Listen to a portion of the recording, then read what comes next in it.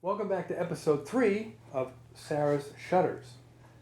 Today we have wood to break down, hopefully mortise and tenons to cut, and maybe some slots for the louvers. Thank you. What she said, what Mara said there, the louvers. So onward and upward.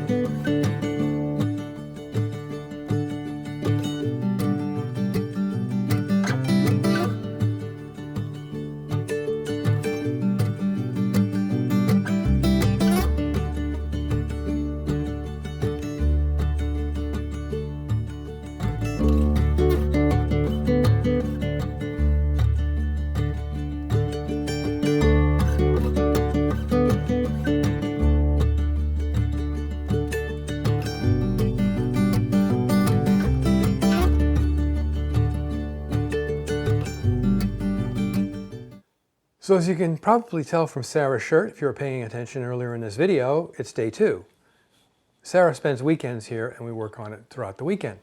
So all the parts have been gotten out of the raw stock. We have 8 rails, 8 stiles, and 4 of the big fat wide stiles that go on the bottom of the shutters. All of the louvers have been cut out, slats or whatever. Tell them what they are. The fiddly bits. The fiddly bits. They're all been cut out and waiting to go in. So today's exercise is going to be marking these up for the mortise and tenon joints and the louvers, and then cutting the mortise joints in these pieces. Now, it's 2 1/4 wide, so the mortise and they're through mortises. So I'll probably do is use a Forstner bit first, and then go at it with the hollow chisel mortiser to finish them out to square. So with that said, cue the time lapse.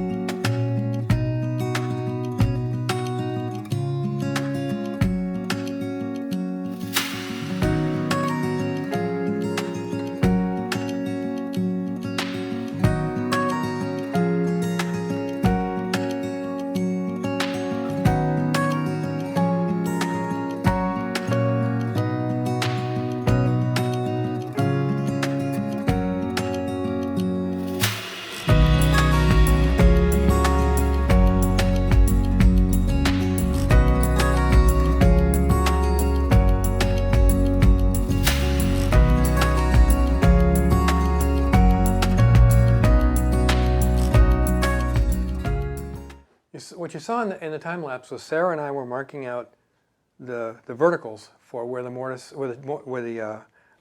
have to go and where the slots have to go for the louvers. And we found out that after measuring everything up and setting it up, we have to take about a 1/2 inch off the top of each one of these, and it'll be nice and symmetrical.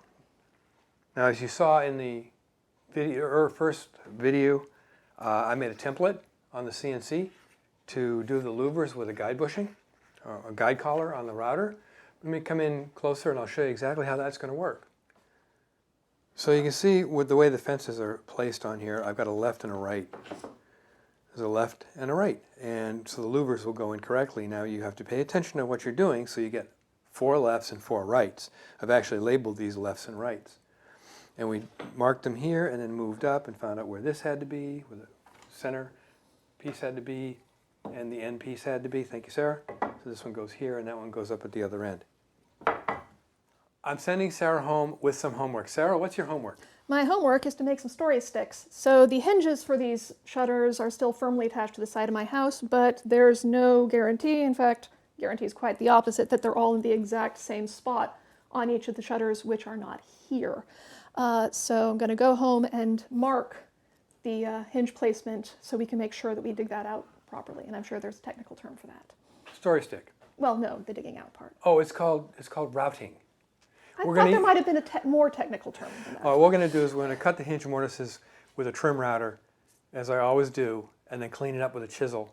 Gives you a nice flat bottom, as you know.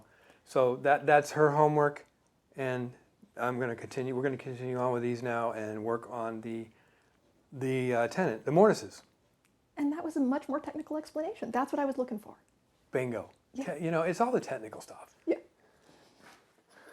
So Sarah has gone home. It's the beginning of the week. I'm marking the places where the mortises have to go. You know, measure twice, cut once. Well, also, if you marking in Sharpie because this is going to be painted, but I want to make sure I get these in the right place on all the pieces, so I know where to cut out. It's like marking your waist and your dovetails. Mark the waist so you know exactly where you have to remove the wood. All right, so those are marked now. Now I know exactly where to take the wood out to create the mortises. I'm going to trim off the ends now to get everything to the right length, exactly the same length, and put these aside until I had to get a new. I was going to do this with the Forstner bit, a 3/8 Forstner bit, and I got a Forstner bit set I bought years ago. It was rather cheap, and the 3/8 Forstner bit was loading up and jamming and not clearing the chips because it's a cheap piece of crap. So I've ordered a much better. Actually, I've ordered a Fish. I think that's how you pronounce it. Fish 3/8 Forstner bit, which have great reputation for working and lasting forever and all that. And when that gets here, then I can hog out this material and then take it to the hollow chisel mortiser to finish the mortises. And once I've got the mortises done, then we can go on to the tenons.